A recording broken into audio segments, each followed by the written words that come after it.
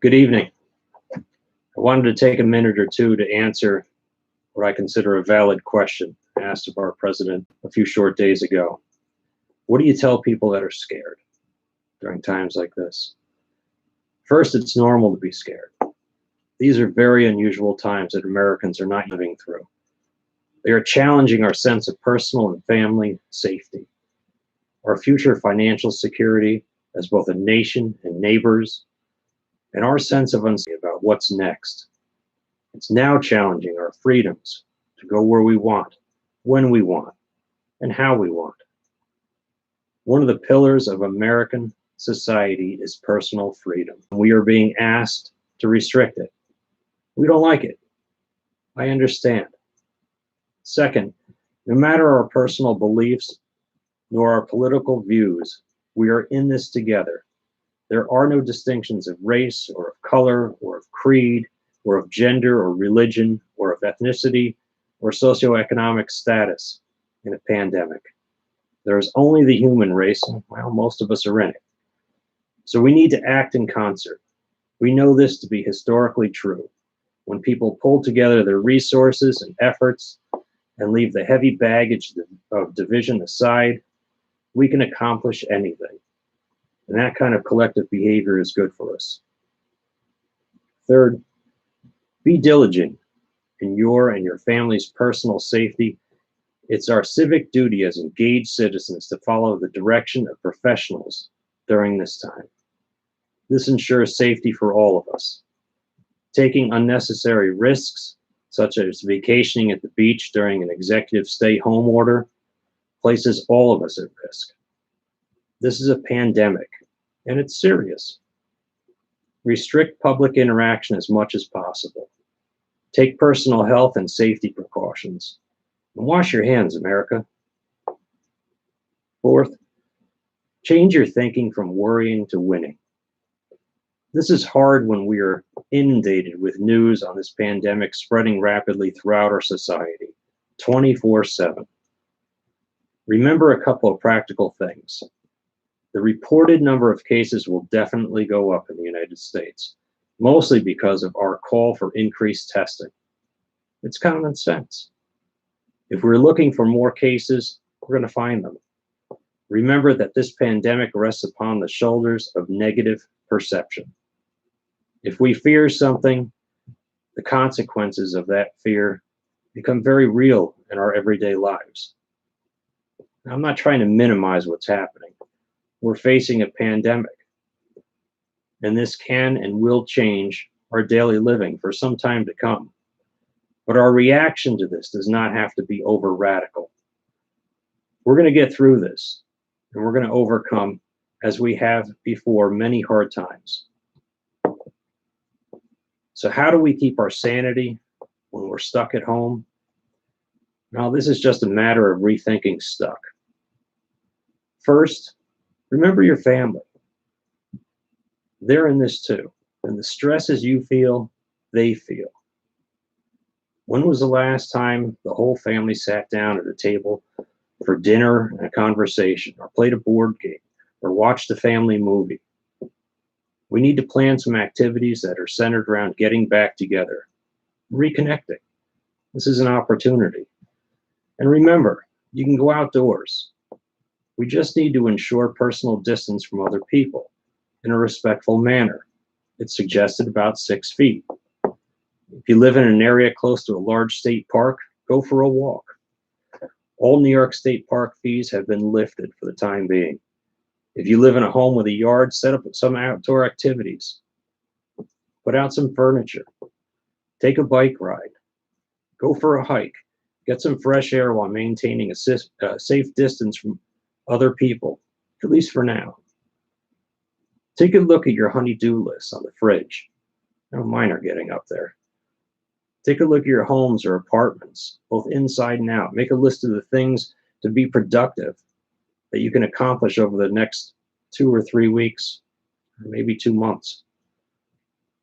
We're normally so busy working and put all these things off.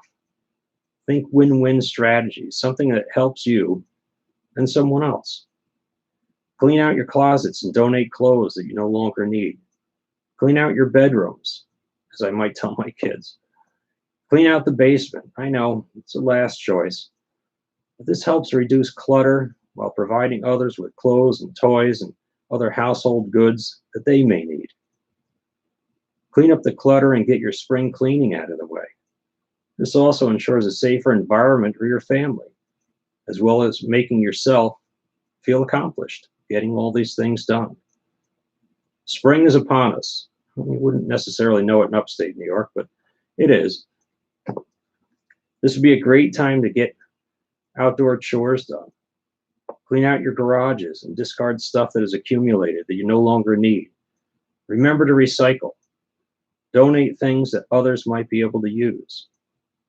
Get into that spring yard work that you often don't do or don't have time for when the weather changes and we're all back to work.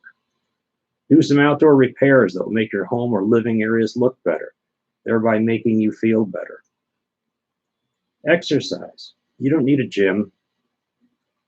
Watch some videos if you need some sort of company or inspiration. Many of them are free and are on a number of social media sources.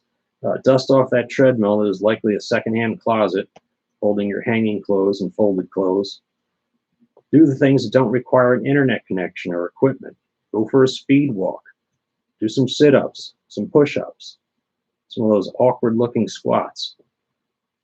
The point is, get up and move around a little bit.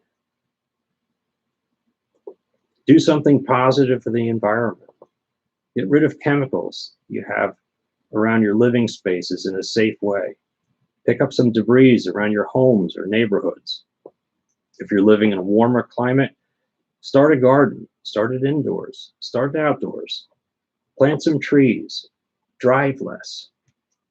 And remember to engage your humanity. You got a loved one in a nursing home. These are tough times for them. They're scared. Call them, write them. If you're able, Skype them. They'll love it. Write a letter or send a small care package to our troops. Bake a loaf of bread for a neighbor who can't find one in the grocery store. Get back in touch with relatives who are far away. Our modern technology allows us to be socially distant, but right there as well. Take pictures of your kids playing or reading or sleeping, and get some positive news out on Facebook. Share your success stories on social media of how you're getting through all of this, these challenging times, by doing some positive things. Do something for yourself. Been wanting to read a good book for a while but haven't had the time? Well, you do now. Be creative. Do some writing about anything. Write about the stresses you're facing, but include what you can do about them, what you are doing about them, your success stories. Write a short story, something fictional that takes you away for a little while. Break out the cookbook and cook something different tonight. Practice meditation or yoga, something that frees up your mind and your body. If you believe in a higher power, take some time to get reconnected with your religion or your spirituality. Pray that we get through this with Godspeed. Pray for our troops, our first responders, our healthcare personnel that are working hard to fight this pandemic, that are on the front lines and to some degree don't have the equipment or the supplies they need. Pray for the people that have been hit harder than us. Pray for Italy and Spain, these other nations where the numbers are going up. Find your humor. Humor is often a great tool in a time of crisis. Take time to Netflix or Prime or YouTube for some comedy or TV movies. Pass around some humor on social media. A laugh might take you a long way. What do we do in hard times? The only way hard times defeat people is if they're already defeated.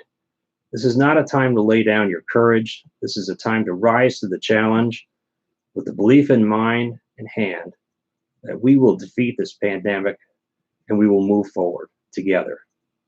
Get busy living. We are so busy going about our daily tasks that we forget how to live. We're so worried about having to go on vacation, we forget how to relax at home.